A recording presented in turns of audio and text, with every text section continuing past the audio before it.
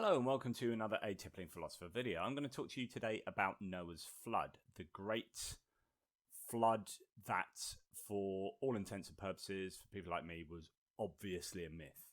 But for some people, it's not obviously a myth. For some people, it's very literally true. I think there are broadly four options. One is that it is a mythological event that may have had some kind of historical kernel of truth in some kind of localized flood, much like we'll see today, that got built on and mythologized, as we see in many cultures, to become some form of flood myth. So that's like the skeptic's approach. That's number one. It's mythological. Then you have three religious approaches. Number two is that the flood was a natural phenomenon that just happened to be absolutely behemoth, that left its mark on the world in a way that we can find evidence for it. And you can argue naturalistically for it. You can try and work out rain rates and hydrological flows that could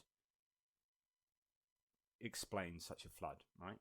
So it's this natural thing that God has brought about in a kind of naturalistic way that leaves evidence such that it can be proven. The third option is that it's completely supernatural. You know, there's no way there could be that amount of rain. There's no way that there could be that form of flooding. There's not enough water molecules on Earth, all that kind of stuff. So therefore it's supernatural, but it leaves a naturalistic evidence trail behind it. So that even though it's a supernatural phenomenon, we can evidence it today and prove that it took place. And the fourth option is your kind of Christian get out of jail free card, which is, or Abrahamic faith, which is that this thing happened supernaturally or naturally. Some incredible thing happened, but after it happened, God just swept up all the evidence and supernaturalistically,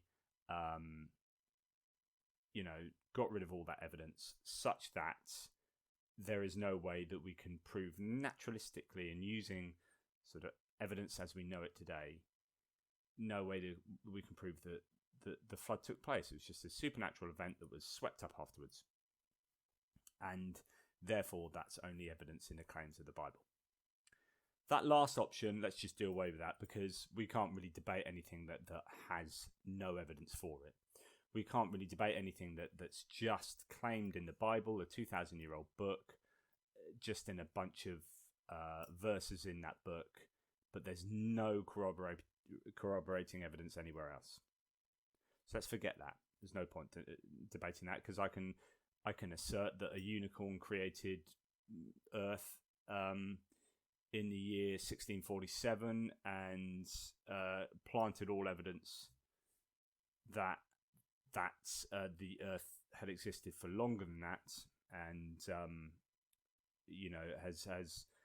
is manipulating all evidence so that you can not find out anything to the contrary to that hypothesis, and messes with your brains as soon as you start approaching evidence against that position. Completely unfalsifiable, nonsense, obviously nonsense, no point debating it. So I put it in that sort of same category as that fourth option. So that leaves us really, it's obviously myth, so option one is obviously what's going on. But 2 and 3 both posit that there should be evidence trails, but also the idea that actually you can explain the flood naturalistically. Thoroughly problematic, and lots of Christians will try this. So I have a list of issues with the global flood phenomenon. Okay, so we're going to start, this video is going to be about the global flood before we talk about a localized flood in the next video. So my first point is it's obviously a myth. It's silly. You know, my goodness, a Christian reads these sorts of stories in other religions and without blinking announces them as a myth, dismisses them. Right, so I think there's double standards going on there. So, furthermore, the contradictions and problems in the Genesis account are all best explained by a multiple source theory, as detailed in so many books on Hebrew Bible biblical analysis. So the documentary hypothesis or the supplementary hypothesis, there are just multiple sources, and the Genesis account has a splicing of these various sources, which is why on the one hand you get 150 days, and the other hand you get 40 days, and there are huge problems, and rather than putting sticking plasters on each of these contradictions and problems and discontinuities and repetitions, actually a multiple source theory explains this, and it kind of somewhat pulls the rug out from under the literalist, at least underneath their feet, because there are multiple sources going into these. But perhaps there's still the phenomenon actually existed, and we just got multiple, albeit contradictory sources. Okay. So omni-God, all powerful, all knowing, and all loving. So he did it because it was a sinful world. We still are a sinful world, therefore it didn't really exist. So he produced mass genocide in order to punish humanity, and then humanity doesn't appear to have changed all that much. So the whole thing's kind of pointless. And the whole thing would have killed countless, untold amounts of children. You know, then that includes fetuses, the unborn. If you're going to be pro-life, we have a genocide of humanity and animal life. And it's a horrible story. I mean, it's morally reprehensible, the Genesis flood account. But it also looks like a reworking of Tablet 11 of the Epic of Gilgamesh. So reworking the Epic of Gilgamesh and even the even older Atrahasis. And the Epic of Gilgamesh is the oldest written story in the world, right? So, you know, we don't get, and the Bible is not older than the Epic of Gilgamesh. So it details the building of an ark, floods coming, the release of a raven and a dove through the window, and more and more and more. So loads of incredibly coincidental similarities. And we have parts of that epic of Gilgamesh dating to 2100 BCE, which is some 1,500 years before the Torah, before the Pentateuch, the first 5 books of the Bible, before Genesis, right? Was completed, arguably in exile, so in the 500-600s BCE, and they were the Israelites were in exile, surrounded by a culture in which the Epic of Gilgamesh was set. So of course, as they're writing the Bible and they're seeing these other myths around them, they're going to be taking them on and making them their own, which is exactly what I would say happened. So I would advise reading the Epic of Gilgamesh and looking at the Atrahasis and seeing how incredibly similar they are, and wondering whether actually you're justified in believing that the biblical account is indeed true. So, and if the biblical account, if the deluge did destroy all, why do we have the writings and journals of people before, during, and after the deluge? This is kind of weird, the Epic of Gilgamesh, or other inscriptions on stones, or evidence of humanity existing, before, during, and after the deluge. It's almost as if that massive flood didn't really happen. So there's an internal contradiction as I mentioned, from the spliced accounts of the Bible. As I said, 40 days, 150 days, 2 of each animal, or 7 of each animal. It depends what source you're reading. But I mean, it's obviously nonsense, because you've got 8 people looking after the world's biggest zoo. I mean, that's ridiculous. The modern day zoos take hundreds and hundreds of people. You've got 8 people building the ark and looking after all those animals. It's just utter nonsense. Then you've got the claim that Noah lived for 350 years beyond the flood, dying at the age of 950. How do people believe this? I mean, how do people seriously go, this is not myth? This is real. Just in those times, these biblical people lived for 950 years, for example. Okay, where's the evidence for that? That's in the Bible. Yeah, but where's the other evidence for humans being able to live that long? Did I say it's in the Bible? Yeah, but where's the other evidence? I mean, we can't just believe stuff because it's written in an old book. Otherwise, You should be believing the Quran. You should be believing all the religious holy texts from around the world, but you don't. Just the one that you were born and brought up with. Okay. 950 years, people didn't live that long. It's ridiculous. The Ark is physically bigger than a wooden vessel can be made, apparently by about 50%. So the laws of physics do not work for a wooden building, floating building to be that big. I mean, you look at the Ark made in Kentucky, and they had to use cranes and shore it up with steel girders and all sorts. So it's a ridiculous idea.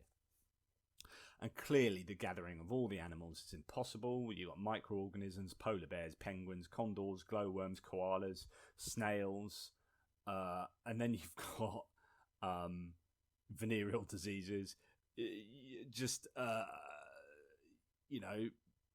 pubic lice, which one of you brought them on? Kangaroos, sloths, obviously nonsense. How did they all get there? The Ark's reported dimensions would have to have been considerably larger to fit all of the actual animals of the world onto the Ark. There's nothing about the story that is coherent and makes sense and can be remotely rationally argued for. Population of 8 could not rebound in the time span claimed. It's just simply not possible. So if you're saying the world is, what was it, 6,600 years old, and this happened within that time, you got 8 people, and then suddenly you've got 7 billion people on Earth. That's not realistic, especially given the population increases prior to industrialization and prior to modernization. Ain't gonna happen. Rainfall would have to have been about, I don't know, there's different theories, but say 6 inches a minute. That's just not possible. The Category 5 hurricane gives 6 inches per hour, which is impossible to sustain over 40 days, and globally. So a hurricane or a cyclone is delivering a whole bunch of water in a very concentrated area, which it can do, and it's got enough energy to do that over a very short period of time. But if you're talking about 40 days over the entire globe, you cannot physically evidence that because it's physically impossible. You can't do it. The weight of the water alone would have had disastrous consequences on the Earth's crust, emitting noxious gases and eruptions and leading to potentially a boiling sea. So in all probability, the Earth's crust would have imploded anyway from the weight of all that water. It is absolutely insane, the claims of a global flood. Remember, you've got, reading Genesis 7, 8 and 9, you've got water rising to the top of the mountains of Earth. So if you're talking about Everest, then that's really, really high. The highest mountain in the world. That's insane. But if you're talking even about the highest mountain in Mesopotamia, you can't do it. And there's no geological evidence for this. There's none at all.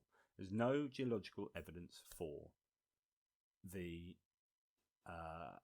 a global flood, and there aren't enough water molecules on Earth to do it. So you can't argue this naturalistically. God would have to invent a bunch of water molecules and then get rid of them afterwards. It's just complete unfalsifiable nonsense. So there are reefs that have been undisturbed in the world for 100,000 years.